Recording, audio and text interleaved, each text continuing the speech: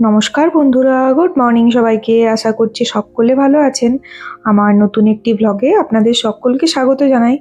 আজকে বৃহস্পতিবার আর মেঘের অবস্থাটা দেখুন, মানে যে কোনো সময় মনে হচ্ছে বৃষ্টি আসবে, আর সারাদিনে রোদ দেবে বলে তো মনে হচ্ছে না। কিন্তু হাজব্যান্ডের অফিস আছে, ওর জন্য লাঞ্চে একটু ভাত আর শিমের পোস্ত আর তার সাথে পালং শাকের একটা সবজি বানিয়ে দেবো ভাবছি।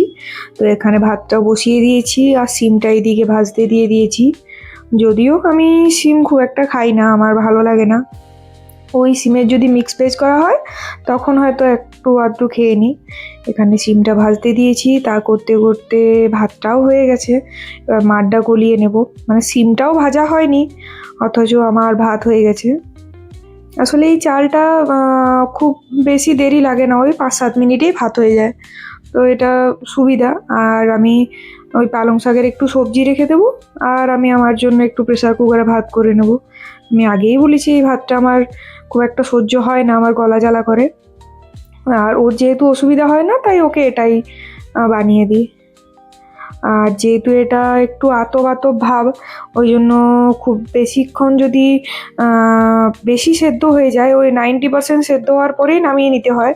আর খুব বেশি সেদ্ধ হয়ে গেলে কি হয়, ভাতটা একদম দলা পাকিয়ে যায়। তো সেই জন্য 90% সেদ্ধ করে আর গলিয়ে নিই, তারপরে এমনিতেই ওটা সেদ্ধ হয়ে যায়। তারপর ঢাকাটা একটু খুলে দিই, তাছাড়া ঢাকা না খুললেও দলা পাকিয়ে যাবে।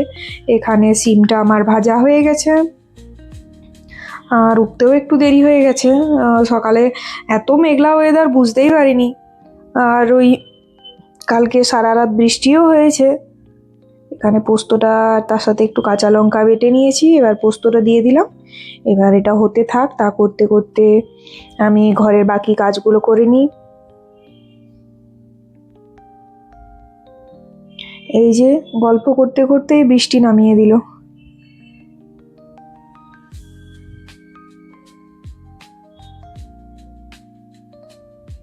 একটু পোস্ত দেওয়ার পর অনেকেই ফোটান না, বন্ধ করে দেন, কিন্তু যেহেতু সিমটার একটা আলাদা গন্ধ থাকে তো তাই একটু ফুটিয়ে নিচ্ছি। আর এখানে আমি অন্য কোনো মশলা দেব না।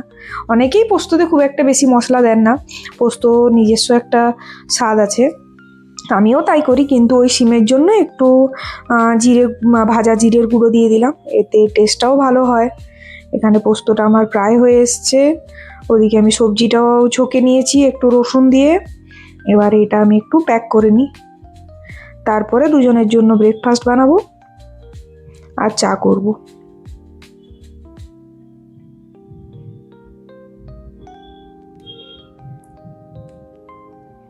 তা করতে করতে মাও ফোন করেছিল। যদিও আমাদের অনেক দিন বাড়ি যাওয়া হয়নি, ভাবছি ওই সেপ্টেম্বর মাস দিকে একবার যাব, কিন্তু কি হয় ওর কাজের চাপের উপরে নির্ভর করছে। আর সেপ্টেম্বরে যাওয়ার একটা কারণও আছে। এখানে চাটা বসিয়ে নিয়েছি, তা করতে করতে টিফিন বক্সটাও প্যাক করে নিই। আর পুজোর আগে যাব ভাবছি, বা আমাদের গ্রামে দুর্গা পুজো নেই, কিন্তু কালী পুজোটা খুব বড় করে হয়। তো সেই জন্যও ভাবছি যে হয় কালী পূজার আগে যাব, দুর্গা পুজোটা ব্যাঙ্গালোরেই থাকবো, তারপর যাব। কিন্তু এখনও কোনো কিছু ঠিক হয়নি। আর যদি এতদিন মানে সেপ্টেম্বরে যাই, তো সেপ্টেম্বরে যাওয়ার কারণ হচ্ছে আমার ভাই আসছে, তো ওর সাথে অনেক দিন দেখা হয়নি, তো সেই জন্য যাওয়ার ইচ্ছে। কিন্তু ও এতদিন ছুটি পাবে না, ছুটি বলতে ওয়ার্ক ফ্রম হোমও এতদিন পাবে না আর কি। তো সেই জন্য দেখি কি হয়। আর আমার ট্রাভেলিংয়ের যে প্রবলেম হয়, আমি তো একা যেতেই পারবো না, মানে একা যে সাহস করে আমাকে ছাড়বে সেটা তো সম্ভবই নয়।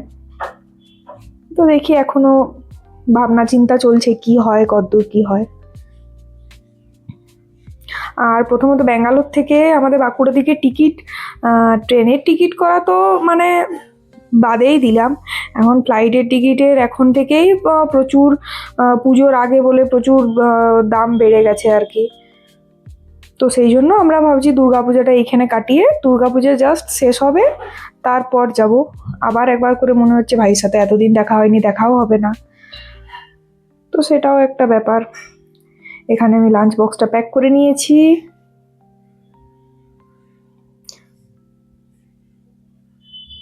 এগুলো একটু ঠান্ডা করতেই দিয়েছিলাম, সঙ্গে সঙ্গে আমি ঢাকনাগুলো বন্ধ করে নিই, তাছাড়া মানে ভেতরটা ওই ভাপ ভাপ হয়ে যাবে, তো সেই জন্য একটু ঠান্ডা করে দিয়ে দিলাম।